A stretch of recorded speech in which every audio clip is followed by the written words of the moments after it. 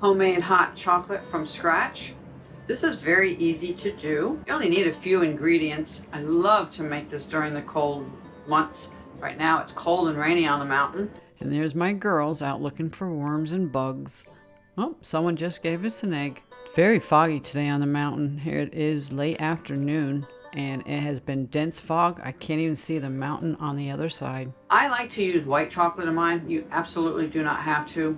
But for this type of hot chocolate, you will need unsweetened. I use either brand. I use 2 of these, which equal 1 ounce. This is a ½ ounce of the white, 1½ cups of half and half. You can use whatever you want. ½ a cup of filtered water, very important, and ¼ cup of sugar. I'm using sugar in the raw. You can use organic sugar if you want, and some vanilla extract.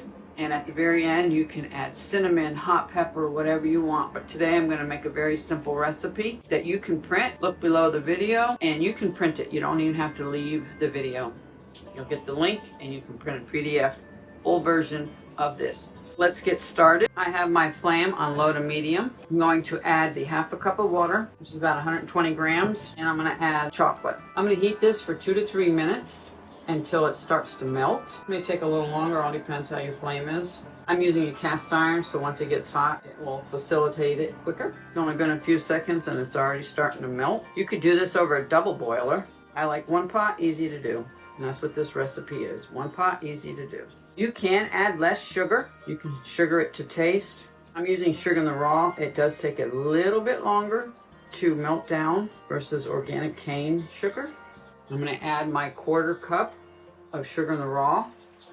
Keep stirring. That's about 50 grams. I love this on a cold day. And today it's very cold, very rainy, and damp. I'm going to turn up the heat because you want to gradually bring this to a semi-boil. We're at 2 minutes. And that did not take long at all.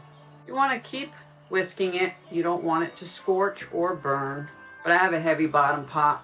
I've never had it scorch or burn. I actually got this at a thrift store for $4. So it looks like some puppy chewed on it. I think it's sweet. This is so much better than those packets of hot cocoa mix. Alright. Gonna boil. I'm going to turn it down. I want it to boil over. Now I'm going to add my cold milk. Stirring constantly. And we're going to bring it to a low boil. You don't want to boil this. You want a low boil. I made this recipe because I actually will drink half now and half later. I don't drink all this at once. I put it in the refrigerator and I just heat it up. For literally under 5 minutes you can have homemade hot chocolate from scratch. You can omit the white chocolate. I like it because the unsweetened chocolate is very bitter. Sometimes I will add a sprinkle of cinnamon or a peppermint stick.